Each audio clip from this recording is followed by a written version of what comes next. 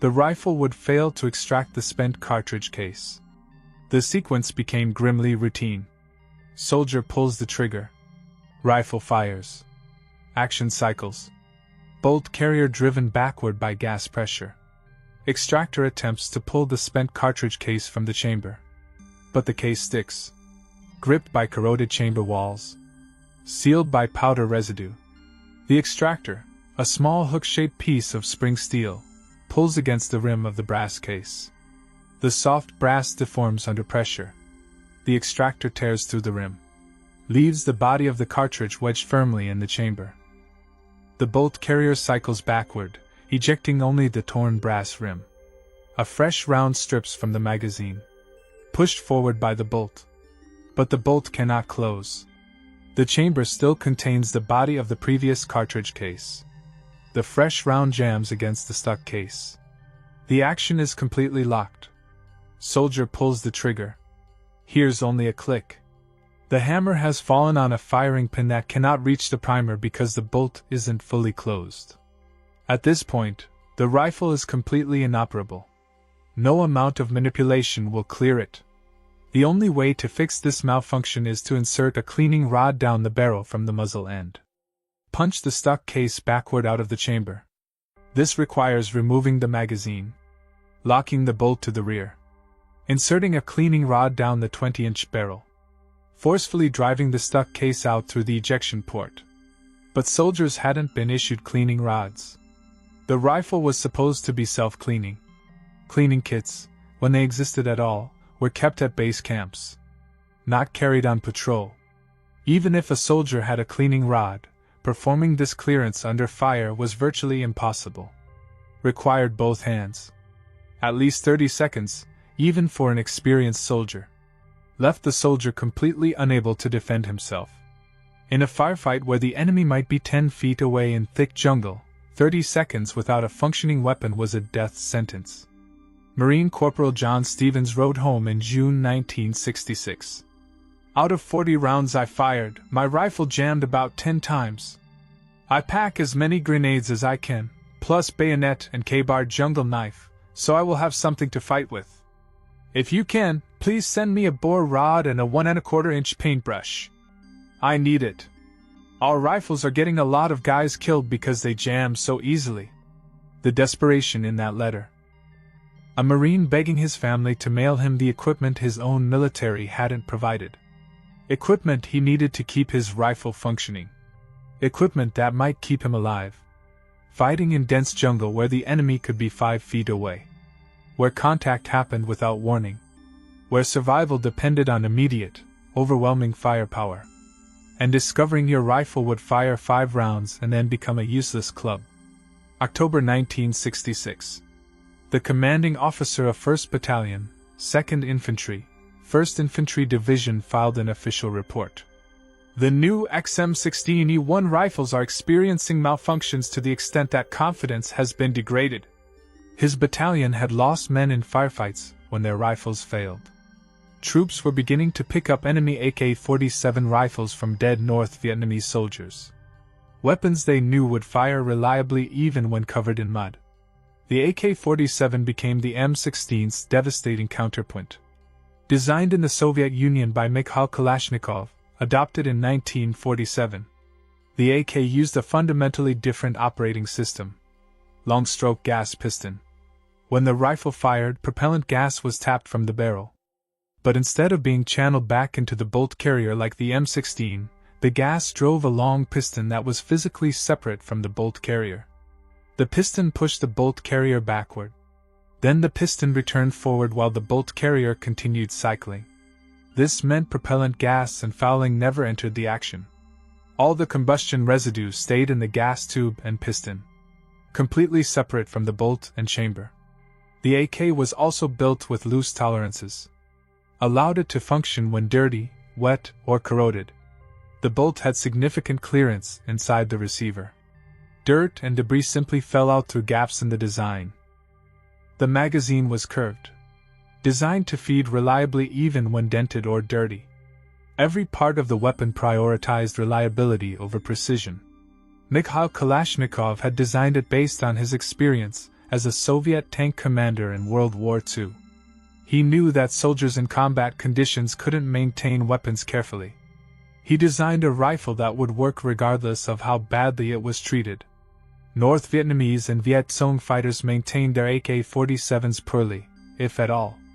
Weapons were stored in underground caches, exposed to water, mud, humidity for months, carried through rivers, dropped in rice paddies, buried when units retreated.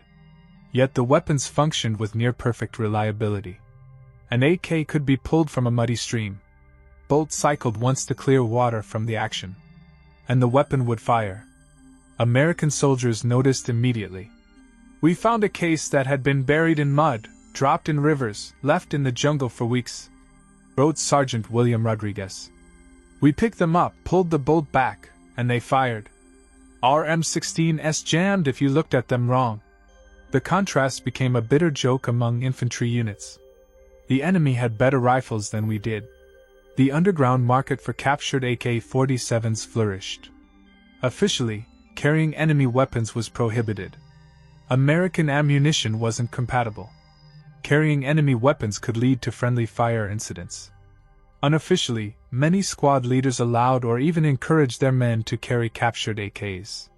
Some soldiers carried both, an M-16 and an AK, using the American rifle until it jammed, then switching to the Soviet weapon. A functioning AK was better than a jammed M-16. Soldiers understood this, even if Army regulations did not. The first official acknowledgement came too slowly. Reports of malfunctions reached General William Westmoreland, commander of Military Assistance Command, Vietnam. Westmoreland found himself in an impossible position. He had personally requested 100,000 M-16s for Vietnam, praised the rifle as ideal for jungle warfare, visited units at Ia Drang shortly after the battle and heard positive reports. He believed the rifle was a significant improvement over the M14. Yet soldiers under his command were writing home that the M16 was getting them killed. The complaints couldn't be ignored. But acknowledging the problem meant admitting a massive failure in weapons procurement. December 1966. The Marine Corps conducted a formal survey of 2nd Battalion, 9th Marines. After a series of engagements where rifle failures had caused casualties, the battalion had been involved in Operation Prairie, heavy fighting in the demilitarized zone near the North Vietnamese border. The survey was devastating. Approximately 80% of troops surveyed reported experiencing stoppages during combat operations. Many reported their rifles jamming after firing fewer than 10 rounds. Several Marines stated they had been wounded or seen fellow Marines killed because rifles failed during contact. Some Marines reported firing only 3 or 4 rounds before experiencing complete weapon failure. The survey documented types of malfunctions. Failure to extract was by far the most common, 80% of all stoppages. Failure to feed accounted for most of the remainder. The extraction failures followed the pattern that had become grimly familiar. But the survey included the most damning evidence yet. One Marine corporal had been killed while running up and down the line of his squad, trying to unjam other Marines' rifles with his cleaning rod. He was the only member of his squad who had managed to obtain a cleaning rod, apparently by trading with another unit. During a firefight, multiple Marines in the squad experienced extraction failures simultaneously.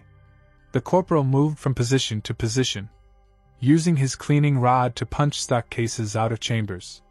While under fire, he was shot and killed while clearing a jam from another Marine's rifle. His own rifle, functioning properly, was found next to his body. He had died trying to keep his squad in the fight.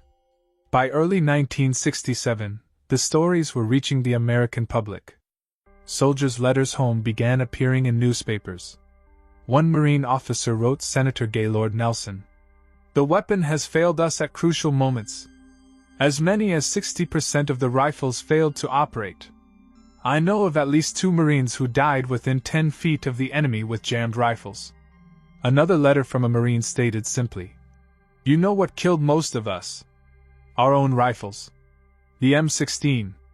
Families who had lost sons demanded to know if inadequate equipment had contributed to their deaths. March 26, 1967.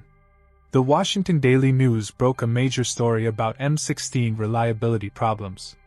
Interviews with returning soldiers. Excerpts from letters sent home from Vietnam. The article created a political firestorm. How could American troops be sent into combat with defective rifles? Why had the problems not been identified and corrected before widespread deployment? Who was responsible for decisions that prioritized cost and production speed over soldier safety? The pressure became impossible for Congress to ignore. May 3, 1967. Representative L. Mendel Rivers, chairman of the House Committee on Armed Services, established a special subcommittee to investigate the M-16 rifle program. Congressman Richard Ichord, Democrat of Missouri, was appointed chairman. The Ichord Committee, as it became known, would conduct the most thorough investigation of a weapons procurement program in congressional history. Over the next 5 months, the committee held hearings. May 15th, 16th, 31st. June 21st. July 25th, 26th, 27th. August 8th, 9th, 22nd. All hearings conducted at the Rayburn House Office Building in Washington. The committee interviewed hundreds of witnesses. Combat soldiers recently returned from Vietnam. Army generals. Colt engineers. Ammunition manufacturers. Eugene Stoner himself. Pentagon procurement officials. Testimony was given under oath. Documents were subpoenaed. Technical experts explained the ballistics and engineering involved. The committee examined every aspect of the M-16 program. Reviewed procurement decisions going back to 1963. Analyzed test reports that had been filed and ignored. They studied engineering drawings. Manufacturing specifications. They interviewed soldiers who had survived firefights where their rifles failed. They brought in weapons recovered from casualties. Rifles found next to dead Americans with stuck cases still in the chambers. The picture that emerged was devastating.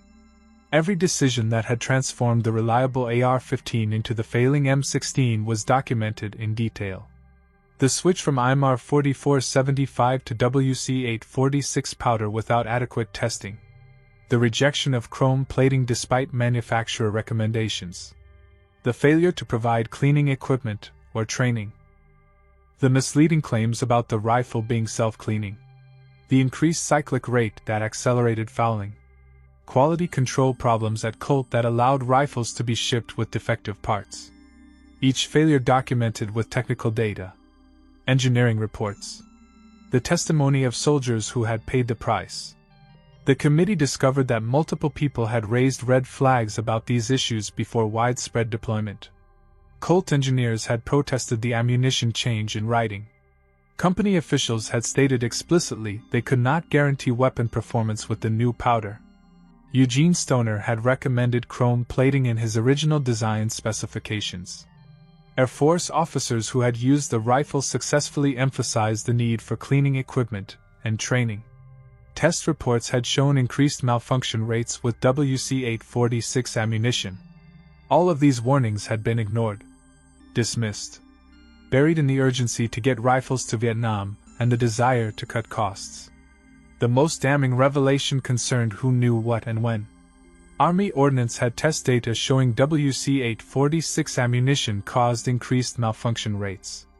They had reports from Colt stating the company could not guarantee rifle performance with WC-846. They knew rifles without chrome plating corroded in humid environments. They knew soldiers weren't receiving adequate training or cleaning equipment. Yet deployment had continued, month after month, while soldiers died because their rifles failed. The testimony of returned combat veterans proved particularly powerful. Marine Corporal Thomas Martinez testified about a firefight where his rifle jammed after the third round. He described using his jammed rifle as a club, suffering a bayonet wound, watching his fire team leader die while trying to clear his own jammed rifle. Private First Class David Chen described finding a dead American patrol. All 7 men killed. All 7 M-16s jammed. Cleaning rods scattered around the bodies where the men had died trying to clear their weapons. Eugene Stoner explained his design philosophy for the committee. The AR-15 was engineered as a complete weapons system. The rifle, the ammunition, the maintenance procedures, all worked together. Changing the ammunition without extensive testing broke the system. He had recommended chrome plating specifically because he knew the direct gas impingement system would be vulnerable to corrosion without it. He had never claimed the rifle was self-cleaning. That characterization had been invented by marketing departments, repeated by people who didn't understand the weapon. Ballistics experts testified about the differences between IMR 4475 and WC846. The ball powder produced higher port pressures, increased the volume of gas and residue blown into the action. The calcium carbonate in WC846 created fouling that IMR 4475 did not. The increased cyclic rate meant more rounds fired before a soldier could react to a malfunction, leading to worse jams. All of this had been predictable. Some of it had been predicted. The predictions had been ignored. Representatives from Colt testified that they had raised concerns about the ammunition change. They stated in writing they could not guarantee rifle performance with WC846, that the increased cyclic rate violated Army acceptance standards. The Army had granted waivers allowing the higher cyclic rate. Quality control inspectors testified about finding defects in rifles being shipped to Vietnam. Bolt carriers with improper hardness that would crack under stress. Extractors with weak springs that would fail to pull stuck cases. They had rejected these rifles. The rejections had been overruled in the urgency to meet production quotas. The financial testimony exposed another dimension of the scandal. The decision to use WC846 had saved money. Ball powder was cheaper and faster to produce than stick powder. Olin Matheson had made substantial profits from ammunition contracts. The decision not to chromeplate chambers had saved production costs. While the committee found no evidence of outright corruption or bribery, the cozy relationships between military procurement officers and defense contractors had clearly affected decision-making. Cost considerations and production convenience had outweighed combat effectiveness and soldier safety. By August 1967, the Ichord Committee had assembled an overwhelming case. The M-16 failures were not the result of soldier incompetence or inadequate training alone. They were the result of systematic failures in weapons procurement, testing, and deployment. Multiple officials and organizations shared responsibility. Army Ordnance had approved the ammunition change without adequate testing. The Army Materiel Command had rejected manufacturer recommendations about chrome plating. Training commands had failed to develop proper maintenance instruction. Colt had continued production despite knowing about problems.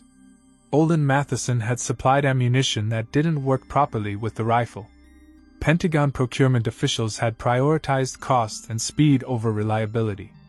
The committee's formal report, released on October 19, 1967, contained extensive findings and recommendations.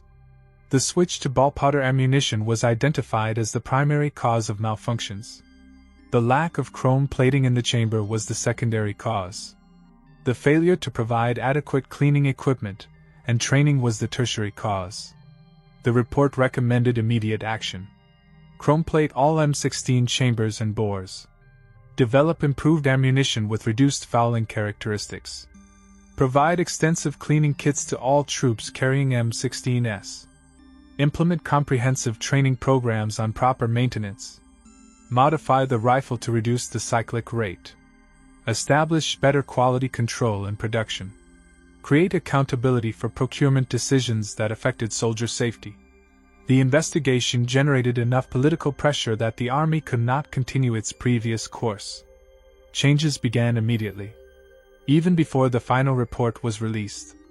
The Army had already been standardizing the improved XM16E1 as the M16A1. Type classified February 13, 1967. Officially adopted February 20, 1967. Production of the improved rifle ramped up rapidly through spring and summer. The M16A1 incorporated critical modifications that addressed every major failure point. The chamber and bore were chrome-plated, eliminating the corrosion problems that caused cases to stick. The chrome plating process added manufacturing steps, but proved essential. Each chamber was carefully prepared, cleaned, then electroplated with a thin layer of hard chromium. The chrome created a smooth, corrosion-resistant surface. Spent cartridge cases no longer stuck in corroded chambers. Extraction failures dropped dramatically. A new buffer assembly reduced the cyclic rate back toward original specifications. The buffer consisted of weights and springs inside the buttstock that absorbed the impact of the bolt carrier at the end of its rearward travel. The redesigned buffer used heavier weights and stiffer springs to slow the action cycling.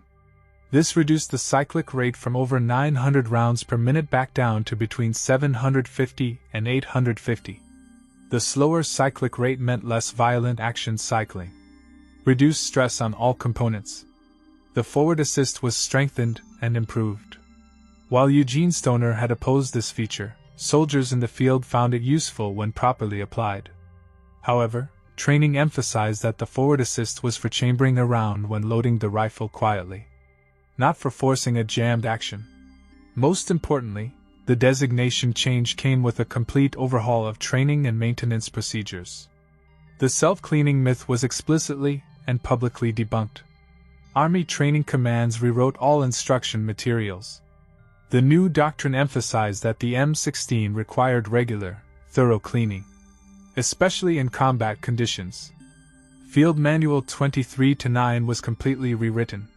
Detailed cleaning instructions, step-by-step procedures with photographs and diagrams. It specified exactly how to disassemble the rifle, what to clean, how to clean it, how often. Soldiers were instructed to clean the chamber and bore after every firing session. The gas tube required cleaning weekly in combat conditions. The bolt and bolt carrier needed to be disassembled, cleaned, and lubricated daily when in the field. Comic book-style manuals were produced. Simple illustrations, step-by-step procedures, could be understood even by troops with limited literacy or for whom English wasn't their primary language. The comic format used clear drawings showing each step. Arrows indicated direction of movement. Text was minimal and simple. A soldier who couldn't read technical prose could follow the illustrated guide. Comprehensive cleaning kits were manufactured and distributed throughout Vietnam. Each kit contained everything needed to maintain the rifle in combat conditions. 3-piece aluminum cleaning rod that could be screwed together to reach the full length of the barrel. Bore brush with stiff bronze bristles to scrub fouling from the rifling. Chamber brush specifically designed to clean the chamber walls where cases stuck. Pipe cleaners to clean the gas tube without disassembling the rifle. Cotton patches to wipe surfaces clean. Small bottle of lubricating oil. Toothbrush-style brush for cleaning the bolt and bolt carrier. The entire kit fit in a small plastic case that could be carried in a cargo pocket or attached to load-bearing equipment. Soldiers were required to clean their rifles daily in combat conditions, more often if they had fired extensively. Squad leaders inspected weapons regularly. Platoon sergeants conducted detailed inspections before and after operations. A dirty rifle was treated as a serious offense, equivalent to other failures of discipline. The message was clear. Your rifle will work if you maintain it. It will fail if you neglect it. New training programs emphasized that the M-16 required regular maintenance just like any other mechanical device. The self-cleaning myth was explicitly debunked in training classes. Drill instructors taught proper cleaning procedures, inspected rifles rigorously. Recruits spent hours learning to disassemble, clean, and reassemble their rifles, until they could perform the procedure quickly and correctly, even in darkness. Before deploying to Vietnam, soldiers received additional training specifically on maintaining weapons in tropical conditions. Most critically, the ammunition itself was improved.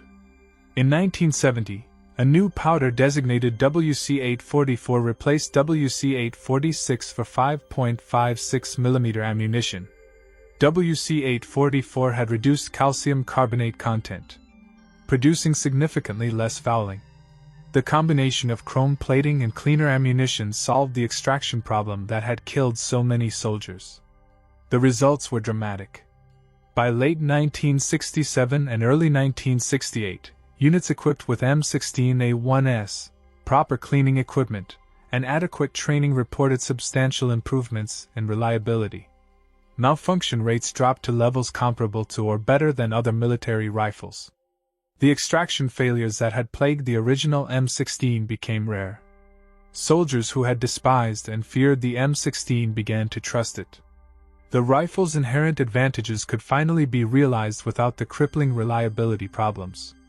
The lightweight meant soldiers could carry more ammunition or reduce the burden of their combat load. The high-capacity 30-round magazine gave sustained firepower in contact. The controllability in full automatic fire allowed accurate suppressive fire.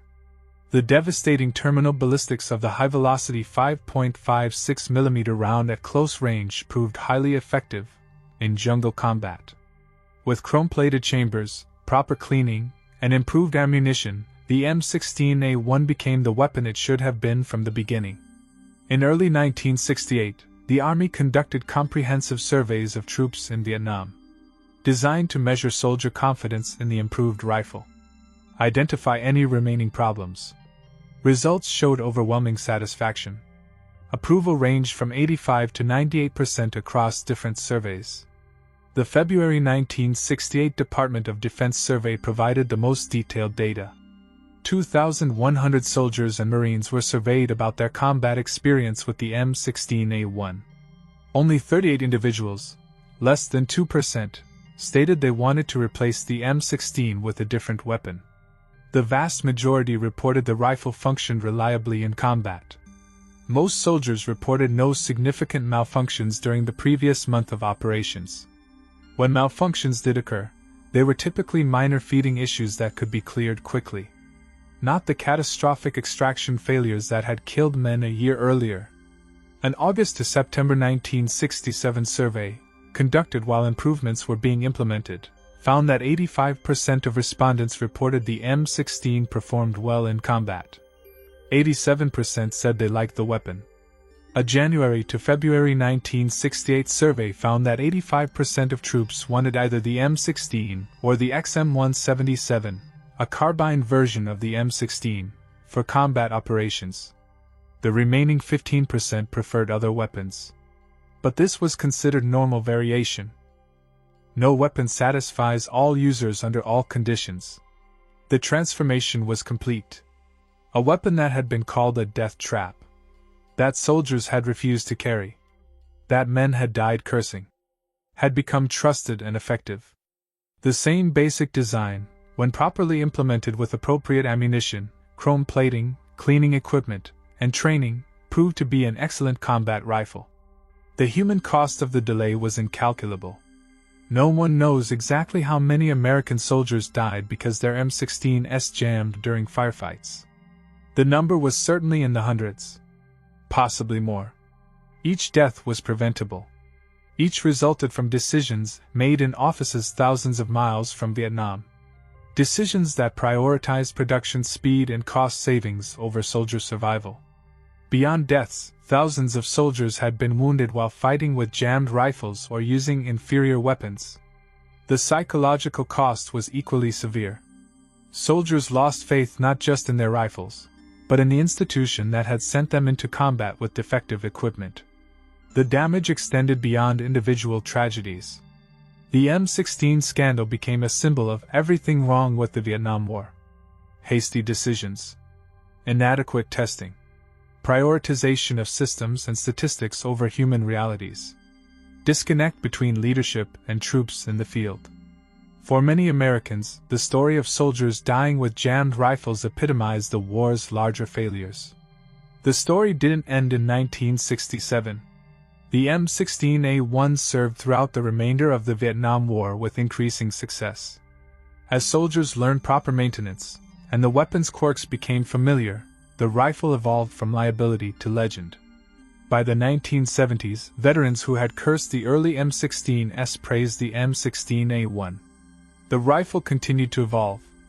Through the M16A2, A3, A4, and eventually the M4 carbine, serving American forces for over 50 years. Equipping armies around the world. The transformation happened because the problems were identified, investigated publicly, and corrected systematically. The legacy of the M-16 crisis shaped military procurement for decades. The Ichord Committee's investigation established precedents for congressional oversight of weapons programs that continue today. Before the M-16 scandal, weapons procurement had been largely an internal military matter. Congress appropriated funds but rarely questioned technical decisions about weapons design, testing, or deployment. The military and defense contractors operated with minimal outside scrutiny. The Ichord investigation changed this fundamentally. The concept of soldier feedback became institutionalized. Before Vietnam, weapons were tested by ordnance experts and evaluated by technical specialists. The opinions of ordinary soldiers who would actually carry the weapons into combat were rarely solicited, often dismissed when offered.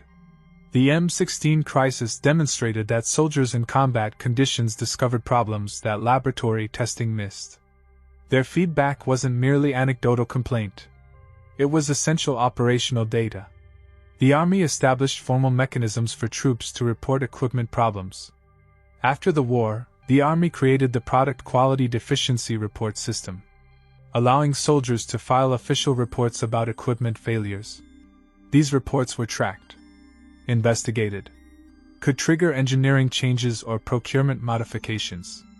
Similar systems were established for all services. The voice of the soldier in the field gained authority it had never possessed before. Operational testing in combat conditions became mandatory before full-scale deployment of new weapons. The practice of adopting a weapon based solely on laboratory testing and limited field trials ended.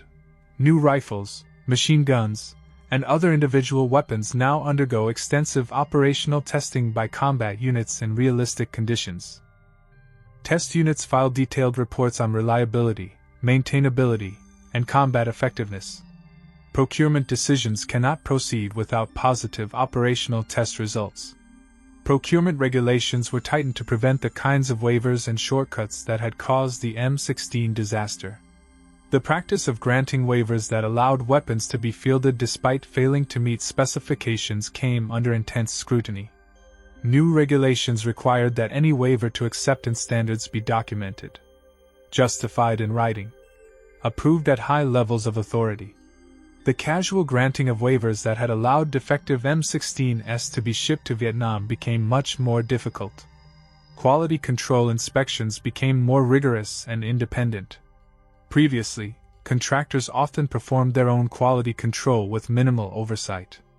After the M-16 scandal, government inspectors gained more authority to reject defective weapons, even if contractors accepted them. The practice of overruling inspector rejections to meet production quotas was forbidden by new regulations. Manufacturing defects had to be corrected, not ignored. Most importantly, the fundamental lesson was learned. A weapon system must be tested as a complete system. Changing one component affects the entire system. Cost savings that compromise reliability are not savings at all when measured in lives lost. Contractor recommendations about their own products should be heeded, not dismissed for convenience. Soldiers' complaints from the field should be investigated immediately, not buried in bureaucracy. 1985. 20 years after Ichord, veterans of the 1st Cavalry Division held a reunion in Texas. Many brought their families to show them where their service had begun. Among the attendees were men who had fought with the original M-16s at Ichord, and men who had struggled with jammed rifles in later battles. Former Staff Sergeant Michael Torres, who had carried an M-16 through 13 months in Vietnam from 1967 to 68, spoke about the experience. The early M-16 was a death trap. We knew it. We reported it. Nothing happened for a year. Men died while bureaucrats argued about powder specifications and chrome plating costs. He paused. But the M16A1, once they fixed it, that was a different weapon. Best rifle I ever carried. Light, accurate, reliable when you maintained it. It was what the original should have been. The lessons learned shaped not just rifles, but the entire military procurement system. Independent testing by soldiers in realistic conditions became standard. Congressional oversight of major weapons programs became routine. Contractor claims were verified rather than accepted. Today, the M-16 is gradually being replaced by newer rifles. But the M-16 family will remain in service for years. The rifle that nearly became America's worst procurement disaster instead became its most successful. Precisely because the disaster was investigated, publicized, and corrected. The M-16 crisis demonstrated several truths about military procurement and warfare. There are no shortcuts to reliability. Soldier feedback must be acted upon immediately. Transparency and accountability drive improvement. Good design can be ruined by bad implementation. Problems can be fixed if there is will to fix them. The soldiers who died because their M16s jammed in combat deserve better. They deserved rifles that had been properly tested. They deserved ammunition that worked with their weapons. They deserved chrome-plated chambers that wouldn't corrode. They deserved cleaning equipment and training. They deserved leaders who would listen to their complaints and act immediately. The fact that later soldiers received all these things doesn't diminish the tragedy of those who died before the fixes were implemented. The M16 story became one of redemption because the rifle that soldiers called a death trap in 1966 became the rifle they praised in 1970 and beyond. The weapon that symbolized Pentagon incompetence became proof that accountability and transparency could force improvement. But redemption never erases the original sin. The men who died with jammed M16s bought that redemption with their lives. The congressional investigation. The media exposure. The public outrage. These forces drove change. They transformed a failing rifle into a reliable weapon. They reformed procurement procedures. They established accountability for equipment decisions. When soldiers were dying with jammed rifles and the military bureaucracy was slow to respond, it took Congress and the press to force action. The Ichord Committee's investigation saved American lives by exposing the truth and demanding fixes. Today's soldiers carry weapons that work because soldiers in Vietnam carried weapons that failed. And because those failures were investigated publicly and corrected systematically. The M16 succeeded in the long run not because it was perfectly designed, but because when it failed, the failure was not covered up or ignored. The rifle jammed. Soldiers died. The news got out. Congress investigated. Changes were made. The rifle worked. The men who carried M16s in Vietnam, particularly those who served in 1966 and 67 when the problems were worse, deserve recognition not just for their combat service, but for their persistence with defective equipment. They fought the enemy with rifles that too often wouldn't fire. They improvised using grenades and captured weapons and sheer determination. They reported problems up the chain of command. They wrote letters home describing the failures. Their complaints eventually triggered the investigation that fixed the system. The M16 failed American soldiers in Vietnam. Then America fixed the M16. That sequence of failure and correction defines both the tragedy and the triumph of the story. The tragedy was preventable. The triumph was earned. Together they taught lessons that shaped American military procurement for generations. Lessons written not in ink, but in blood. In the jungles of Vietnam, where the morning air hung thick over landing zone X-ray, and First Lieutenant James Riley's hands finally stopped shaking. Where the rifle in his hands had saved his life. While 3 men beside him lay dead. Their rifles silent.